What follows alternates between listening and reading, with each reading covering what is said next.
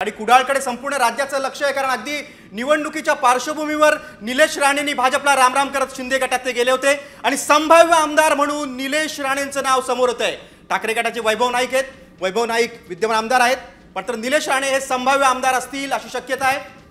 आपण बघतोय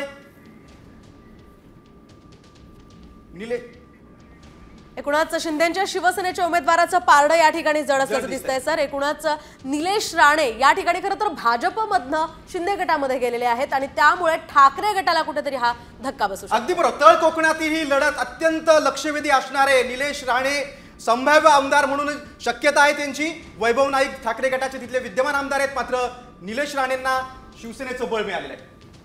अगदीच एकूणच या मतदारसंघामध्ये आता पुढे काय होतंय ते पाहणं अतिशय महत्त्वाचं असणार आहे। दरम्यान यामध्ये निलेश राणे जिंकण्याची नेमकी कारणं काय आहेत ते जाणून घेऊयात आपल्या प्रतिनिधीकडून। त्या ठिकाणी थेट जाऊयात कुडाळमध्ये आपले प्रतिनिधी विनायक वंजारी आहेत। विनायक, काय सांगाल, कुडाळमध्ये निलेश राणे जिंकण्याची नेमकी कारणं काय असतील?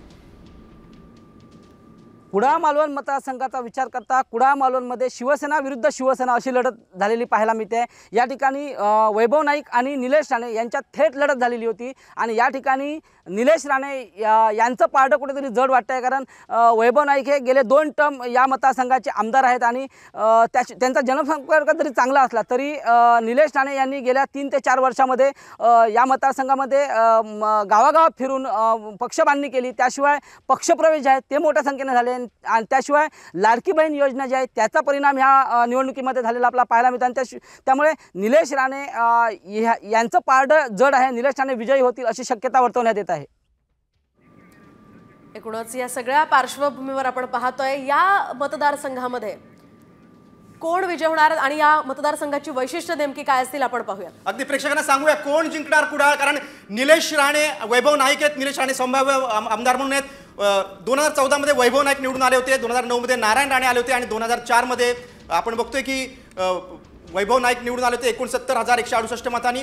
2019चं चित्र आपण बघतोय, रणजित देसाईंना 54,819 मतं मिळाली होती, तर अरविंद मोनकर यांना काँग्रेसचे उमेदवार होते 3,527 मतं मिळाली होती। कोकणातल्या या मतदारसंघात प्रभावी मुद्दे कुठले आहेत, तर आता नुकताच घडलेली घटना छत्रपती शिवरायांच्या पुतळ्याच्या दुर्घटनेचा मुद्दा आहे, बागायतदाराचे प्रश्न आहेत, मच्छीमारांचे प्रश्न आहेत, दुर्गम गावातील रस्त्यांची दुर्दशा आहे, दळणवळणाची अपुरं साधनं आहेत, हे सगळे प्रश्न आहेत। मात्र संभाव्य आमदार म्हणून निलेश राणेंचं नाव पुढे येते, कारण त्यांना शिवसेनेची ताकद तर आहे, प्लस त्यांना भाजपचं देखील पाठबळ मिळतंय।